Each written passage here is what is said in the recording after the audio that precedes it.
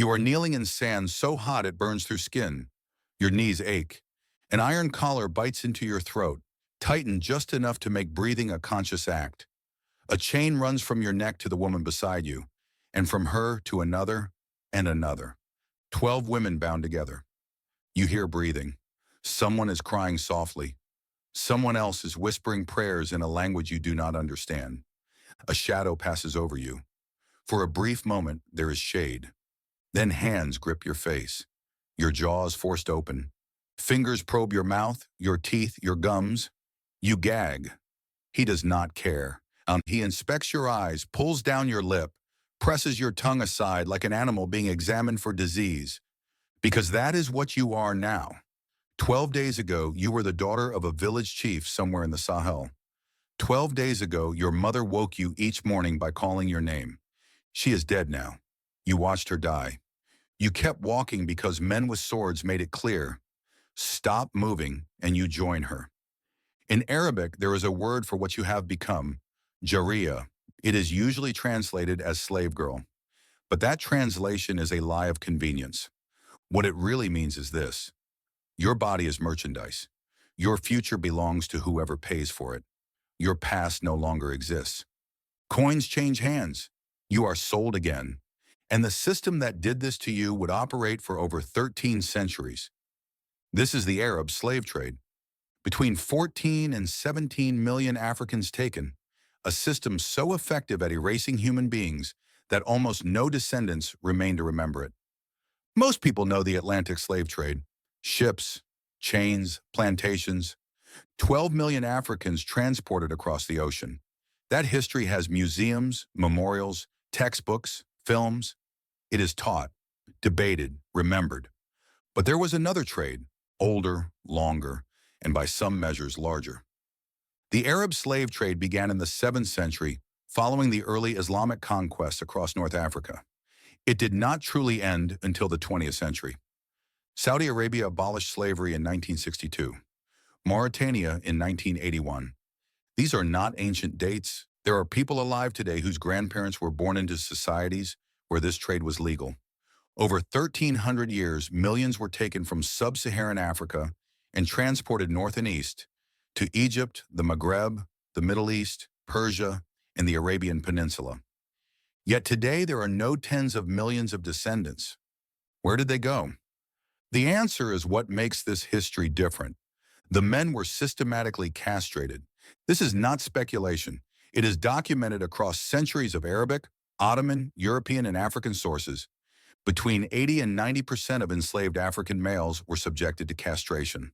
The procedure was often performed along the trade routes before they reached market. Egyptian monasteries became infamous for it. Coptic monks refined techniques that slightly improved survival rates. Slightly. For every man who survived, 3 to 5 died from blood loss, infection, or shock. Some accounts suggest even higher mortality. The logic was brutal but precise. Castrated men could not reproduce. They could not form families. They could not build communities. They would work, age, die, and be replaced. Generation after generation, erased before it could begin. The women were kept intact for a different reason. They were not meant to disappear.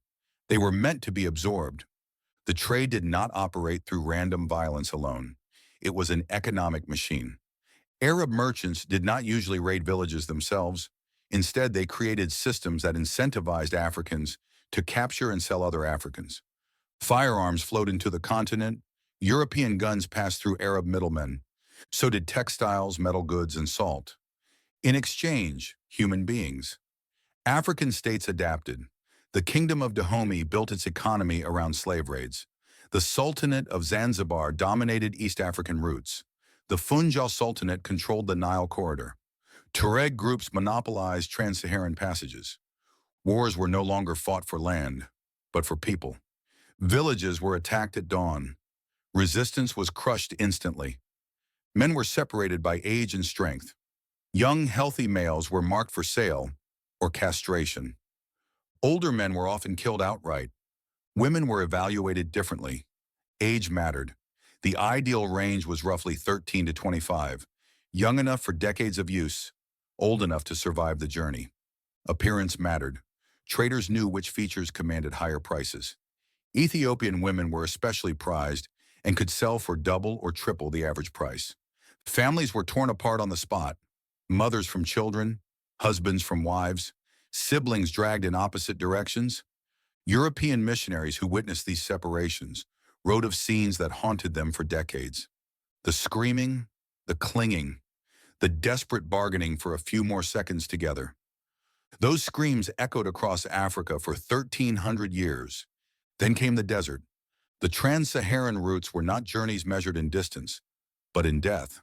From sub-Saharan Africa to markets like Cairo, Tripoli, Tunis, and Marrakesh, caravans crossed up to 2,000 miles of desert. The journey took months. Daytime temperatures exceeded 120 degrees Fahrenheit. At night, the cold could kill. Water was rationed with ruthless efficiency. Camels drank first. Camels were expensive. Slaves were replaceable. Mortality rates were catastrophic. 20 to 30% died crossing the Sahara. Some caravans lost half their captives. Those who collapsed were left where they fell. Stopping meant risking the rest. Explorers in the 19th century described routes littered with bones. Valleys where skeletons lay so thick they crunched underfoot. Skulls bleached white by the sun. These were not ancient remains. They were fresh additions to trails that had been swallowing people for over a millennium. For women who survived the crossing, arrival did not mean safety. It meant transformation. The slave markets of the Arab world were ancient institutions refined over centuries. Cairo's market operated continuously for over 1,000 years. Buyers came from across the Islamic world: Ottoman nobles, Persian merchants, wealthy Arabs, even Europeans acting through intermediaries. The process was methodical. Teeth were examined first to estimate age and longevity. Skin was inspected for disease. Scars reduced value. Bodies were evaluated with cold precision. European observers struggled to describe what they saw. Many accounts were censored. One British traveler wrote that the examinations resembled livestock auctions conducted without any recognition of human dignity. Prices varied by origin, appearance, and intended use. Young women with desirable features could sell for the equivalent of years of wages. Zanzibar became the largest slave market in the Indian Ocean world, processing up to 50,000 people annually at its peak. The island's economy revolved around human trade. David Livingstone witnessed it firsthand. He wrote that no description could exaggerate its horrors. Where did these women go? Some were taken into harems. Ottoman rulers maintained hundreds, sometimes thousands, of enslaved women. The imperial harem was not just a site of sexual exploitation. It was a political institution. Women competed for influence. Bearing a son could mean power. Poison, alliances, and intrigue were common. For African women, entry meant erasure. New names, new languages, new religions.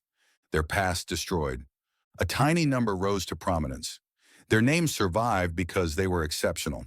Most did not. Others became domestic servants, laborers, or concubines in ordinary households. There was no concept of consent.